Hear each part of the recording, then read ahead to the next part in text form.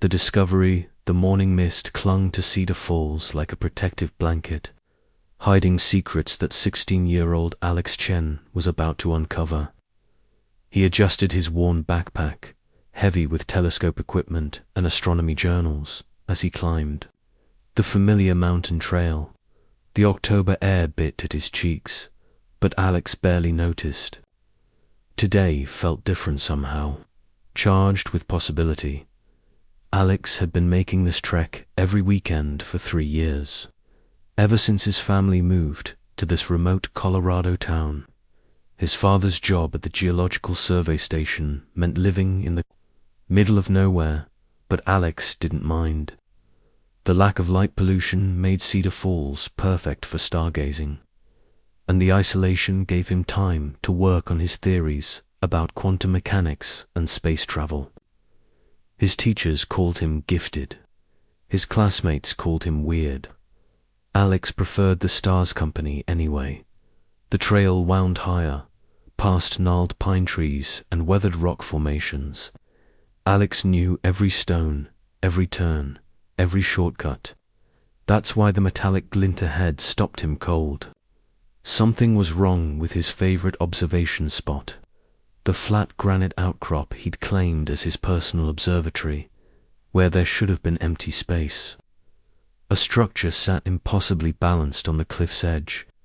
Alex blinked hard, wondering if the thin mountain air was affecting his vision. But no, it was real. A craft of some kind, roughly 30 feet long, with a hull that seemed to shift between silver and deep blue depending on the angle. It looked nothing like any aircraft he'd studied in his aerospace engineering books. "What the hell?" Alex whispered, his breath forming small clouds in the cold air. The craft appeared undamaged, despite what must have been a crash landing. Its surface was smooth, almost organic, like it had been grown rather than built. No visible engines, no wings, no recognizable propulsion system. The design was elegant in a way that human engineering hadn't achieved yet. The realization sent a chill down Alex's spine that had nothing to do with the mountain air dot. Alex approached, cautiously, his scientific curiosity warring with survival instincts. Every rational part of his brain screamed at him to turn around, hike back to town, and call the authorities. But the part of him that had spent countless nights wondering if humanity was alone in the universe urged him forward. The craft sat perfectly still, no lights, no sounds, no signs of life. Alex walked slowly around its perimeter, noting details. The hull appeared to be made of some kind of crystalline material that reflected light in impossible ways. There were no seams, no bolts, no signs of conventional construction. It was as if the entire ship had been formed from a single piece of some unknown substance, near what Alex assumed was the front. He discovered a section of the hull that looked different. The material here was more transparent, revealing glimpses of an interior space. A cockpit maybe, or a command center. And there, barely visible through the translucent wall, was a figure slumped in what looked like a pilot's seat. Alex's heart pounded as he pressed, his face against the cool surface. The figure was humanoid, wearing some kind of form-fitting suit, but something about the person's build, the shape of their shoulders, seemed familiar in a way that made no sense. "Hello," Alex called out, his voice echoing off the surrounding rocks. "Are you okay in there?" The figure stirred. A head turned toward the sound, and Alex stumbled backward in shock. Even through the distorted view, he could see the face clearly now. It was his own face, but older, marked by years and experiences. He hadn't lived yet. The older version of himself stood slowly, moving with deliberate care, and approached the transparent section of hull. When he was close enough, he placed his palm against the inner surface.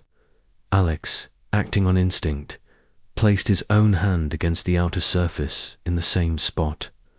The moment their palms aligned, separated only by the strange material of the hull, the ship came alive.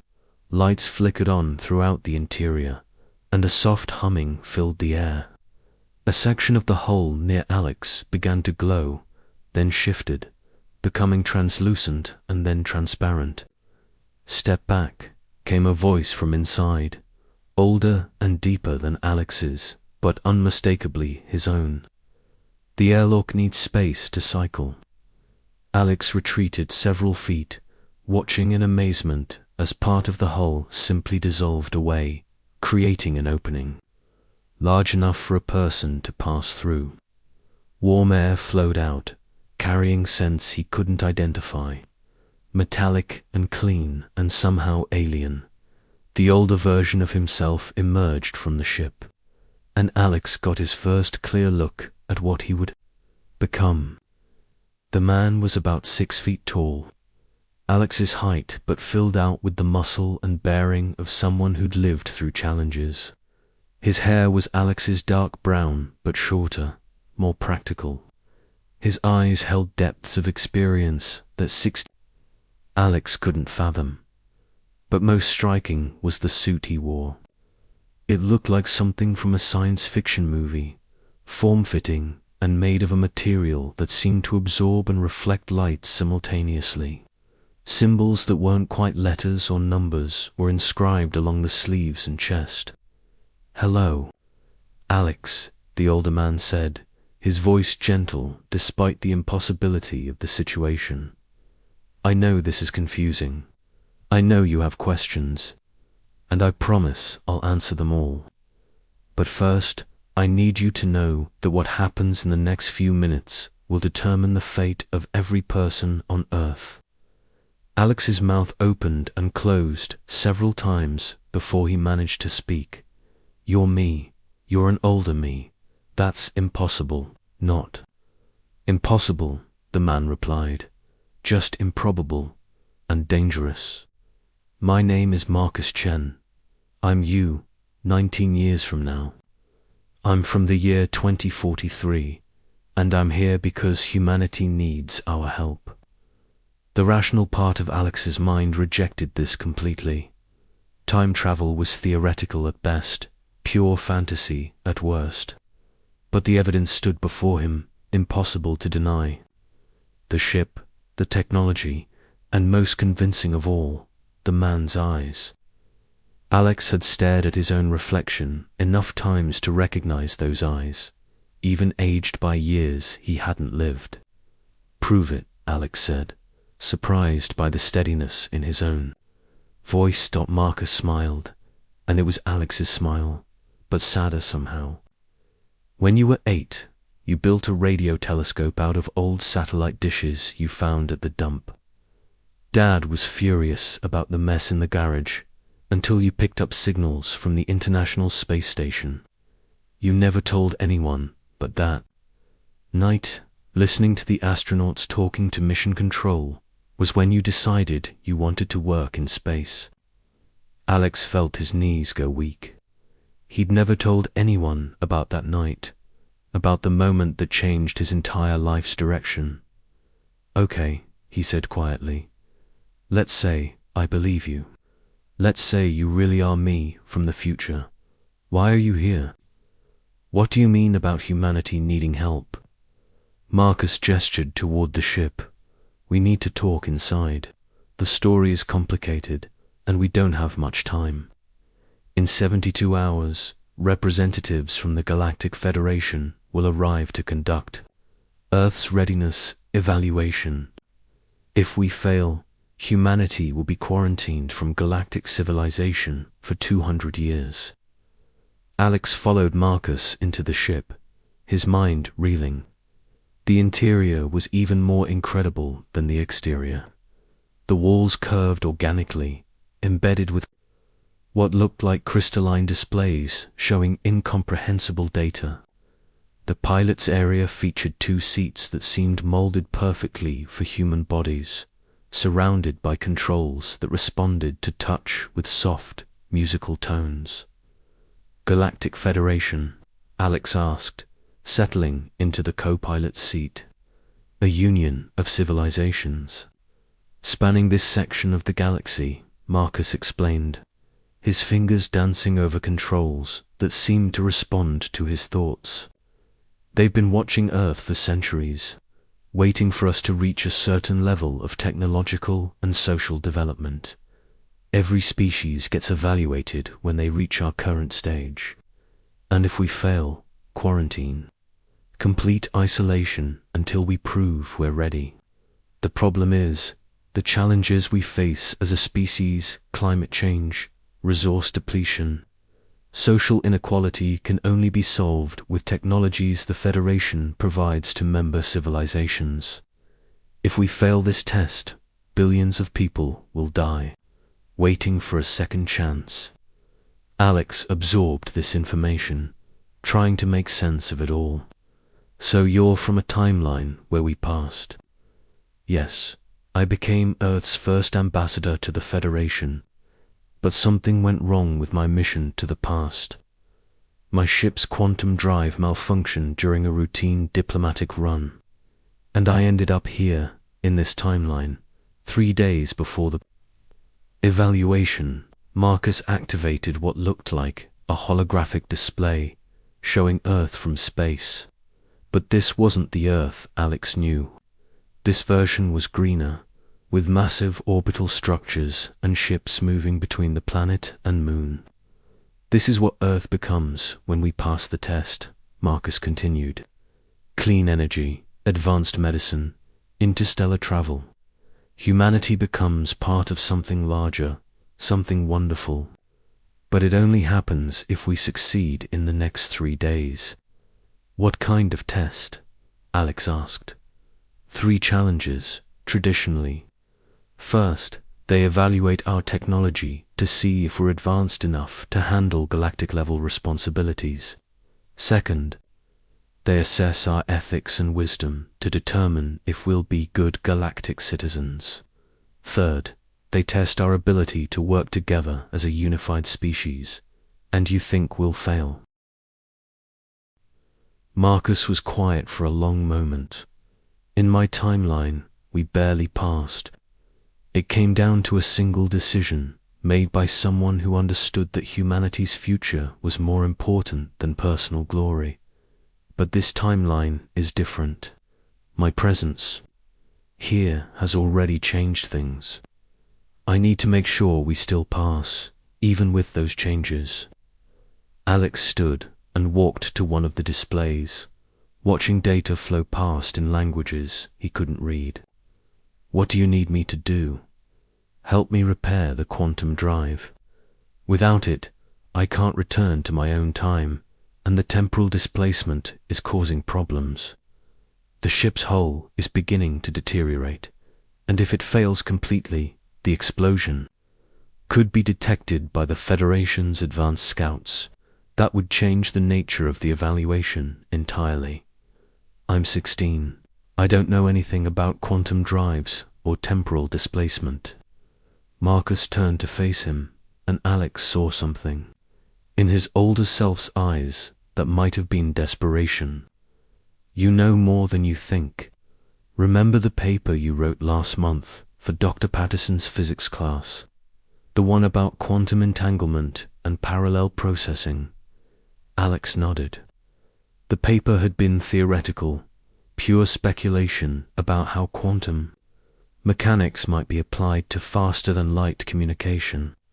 That paper contained the seed of the breakthrough that led to quantum drive technology. "You have the mind for this, Alex. You always did. But more than that, you have something I've lost." "What?" "The ability to see problems with fresh eyes. I've spent 20 years thinking like a diplomat, like someone who has to consider political ramifications and interstellar consequences. You still think like a scientist, like someone who believes impossible problems have impossible solutions." The weight of what Marcus was asking settled on Alex's shoulders. Save humanity's future by fixing technology that shouldn't exist, using knowledge he wasn't sure he possessed. It was terrifying and exhilarating at the same time. "Show me," Alex said finally. "Show me what needs to be fixed." The protocol Marcus led Alex deeper into the ship, through a narrow corridor lined with more of the crystalline displays. The air hummed with energy that Alex could feel in his bones. A vibration that seemed to resonate with something fundamental about the universe itself. "The quantum drive is in the ship's core," Marcus explained as they walked. "It works by creating localized distortions in space-time, essentially allowing the ship to exist in multiple probability states simultaneously. When everything works correctly, the ship can move between those states, effectively traveling faster than light." They entered a spherical chamber at the ship's heart. In the center, suspended in a web of force fields that made the air shimmer, was a structure that defied description. It looked like geometry made solid angles that folded in on themselves, surfaces that seemed to exist in more dimensions than Alex's eyes could process. "My God," Alex whispered. "It's beautiful. It's also dying," Marcus said grimly. "Look at the base connections." Alex followed his pointing finger and saw what Marcus meant. Where the quantum drive connected to the ship's systems, the crystalline conduits were darkening, their light fading like dying stars. "Temporal displacement syndrome," Marcus continued. "The drive wasn't designed to operate in a timeline other than its origin point. The quantum signature is incompatible with this reality's fundamental constants. If we don't fix it soon, the drive will collapse into a quantum singularity, which would be bad, which would be catastrophic. The energy release would be equivalent to a small nuclear weapon. The Federation's sensors would detect it from halfway across the galaxy." Alex circled the drive, studying it from different angles. His mind, trained by years of puzzle solving and theoretical physics, began to pick apart the problem. The connections are degrading because the quantum signature is out of phase with local spacetime. But what if we could modify the local constants instead of trying to change the drive? Marcus stared at him. "That's impossible. You can't just alter fundamental constants of reality. Not alter them. Compensate for them. Look at this." Alex pointed to a section of the drive where the crystalline structure seemed more stable. "This part isn't degrading as fast. The quantum field here is more coherent. If we could amplify that coherence, extend it to the rest of the system, we'd need a quantum amplifier. Something that could strengthen the field without destabilizing it further." Alex felt a spark of excitement. What about a resonance cascade? If we could create a feedback loop between the stable sections and the degrading ones, the stable field might reinforce itself. The power requirements would be enormous. The ship's current energy systems couldn't handle it. Then we need a bigger power source. Alex turned to Marcus. "What kind of technology does Earth have access to in this timeline?" Marcus activated a holographic display showing a map of the local area. A red dot pulsed about 10 miles southeast of their position. "There's a military research facility down there. Officially, it's a weather monitoring station. Unofficially, it's where the government tests experimental energy systems." "What kind of experiments?" "Quantum batteries, high-density energy storage, using principles similar to the ship's drive. If we could get our hands of one of those batteries." Alex nodded, understanding. "We could power the resonance cascade. But how do we get into a military facility?" Marcus smiled, and for a moment he looked exactly like the 16-year-old Alex. "Very carefully, and with a lot of help from someone who knows all the security protocols. You, me, 20 years ago." I spent 2 summers working at that facility as an intern. Dr. Sarah Rodriguez runs the quantum energy project there. She was one of my mentors, actually. She's the one who recommended me for the scholarship that got me into MIT. Alex felt a strange sense of vertigo. His future self was talking about people and experiences that Alex might never have, depending on how the next few days went. There's something else, Marcus continued, his expression growing serious. The quantum battery isn't the only thing we need. The drive requires a specific type of quantum crystal to focus the energy properly. The natural crystals on the ship were damaged during the temporal displacement, so we need to break into a military facility to steal both a quantum battery and quantum crystals. Actually, the crystals are the bigger problem. The ones we need don't exist naturally. They have to be grown in a zero-gravity environment using techniques that won't be invented for another 10 years. Alex felt his excitement deflating. So, we're stuck. Not necessarily. Dr. Rodriguez has been experimenting with artificial quantum crystal growth. Her current techniques aren't advanced enough to create what we need, but Marcus activated another display showing complex molecular diagrams. If we could give her the right information, point her research in the right direction, ... Asterisk, we could help her create the crystals we need. Exactly, but it means revealing ourselves to her. Bringing another person into this. Alex considered the implications. What's she like? Dr. Rodriguez, brilliant, passionate about her work, and absolutely committed to the advancement of human knowledge. If anyone would understand the importance of what we're trying to do, it's her. A soft chime echoed through the chamber, and Marcus rushed to one of the displays. His face went pale as he read the information scrolling past. What is it? Alex asked. Long-range sensors are picking up quantum signatures at the edge of the solar system. The Federation scouts aren't supposed to arrive for 3 days, but something's accelerated their timeline. How long do we have? 18 hours, maybe. Less. The weight of responsibility settled even heavier on Alex's shoulders. Not only did they need to repair the quantum drive, they needed to do it before alien scouts arrived to evaluate humanity's readiness for galactic civilization. We need to move now, Marcus said, already heading for the ship's exit. Every minute we delay is a minute closer to first contact. As they prepared to leave the ship, Alex caught sight of his reflection in one of the crystalline surfaces. For just a moment, he saw not his 16-year-old face, but Marcus's older, more experienced features. The future was rushing toward him faster than he'd ever imagined. Marcus, he said as they reached the airlock, in your timeline, when the Federation evaluated Earth, what was the deciding factor? What made the difference between passing and failing? Marcus paused, his hand on the control panel. A 16-year-old boy who was brave enough to believe that impossible problems have impossible solutions.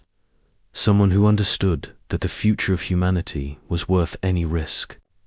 He looked at Alex directly. Someone exactly like you. The airlock cycled, and they stepped out into the mountain air. Below them, the lights of Cedar Falls twinkled in the growing dusk. Somewhere among those lights was Dr. Rodriguez, working. Late in her laboratory, unaware that the next few hours would determine whether humanity took its place among the stars or remained isolated on a single world for centuries to come. Alex shouldered his backpack, feeling the weight of his telescope and notebooks. When he'd climbed this mountain this morning, he'd been a teenager with dreams of space travel. Now, as he prepared to descend, he was something else entirely, humanity's best hope for a future among the stars. The quantum drive hummed behind them, counting down the minutes until first contact. Time was running out, but for the first time since this impossible day began, Alex felt ready for what came next.